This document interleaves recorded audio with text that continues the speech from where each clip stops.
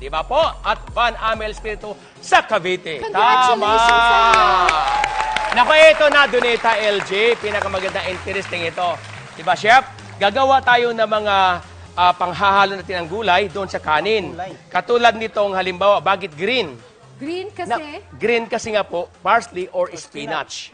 Yan, ihahalo natin yung ating spinach. Siyempre, pupigaan natin para hindi masyadong maiba. O, LJ, mas maganda siguro ikaw na maghalo para maging green. Alright? So ang reason kung bakit natin ginagawa ito, dahil madali naman pakainin ng mga anak natin ng kanin. Pero mahirap silang pakainin ng mga gulay or mga masustansyang mga ano. So ngayon, ihahalo natin sa loob ng kanin para hindi nila ma-separate. Tama po. Ito naman ay purple. Purple. O, Donita, ikaw naman maghalo sa purple. Okay. Purple. Tapos, ito. Para maging yellow naman, may, ano siya?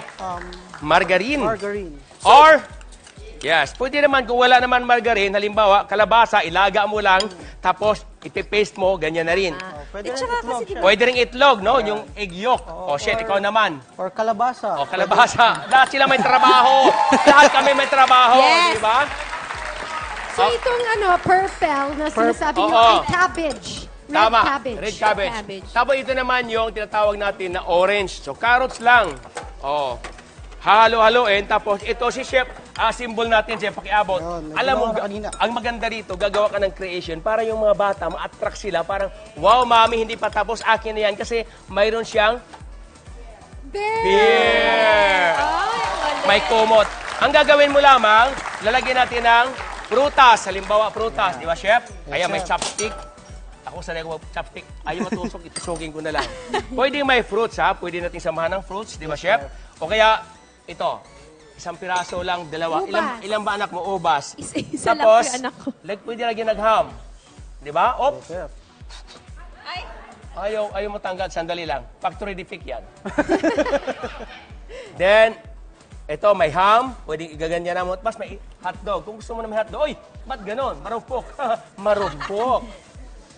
Yan, ganyan lang. Tapos si Chef Juna, di ba, gagawa ka ng muldihan, katulad nito. Kung wala ka naman, kamayin mo na lang. Halimbawa, gagawa ka ng bilog.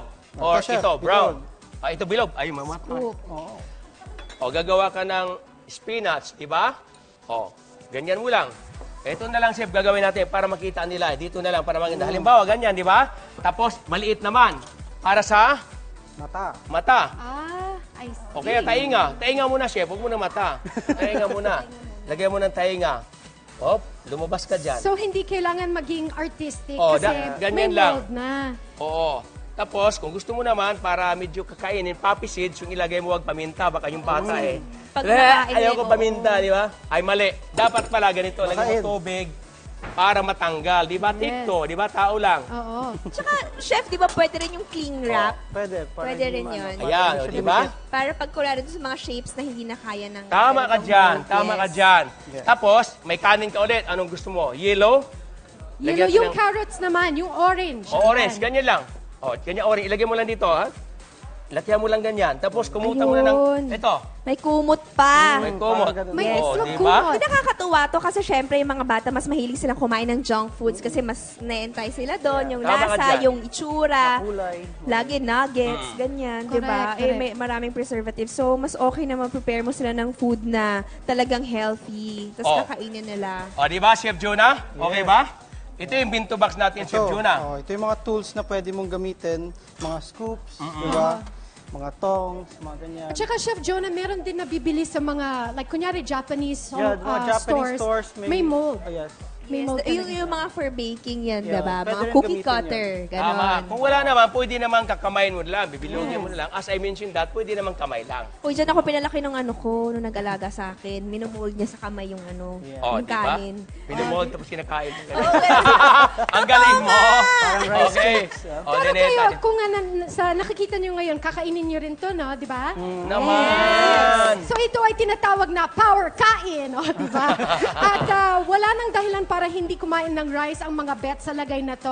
So maganda na siya, masustansya pa. Tama!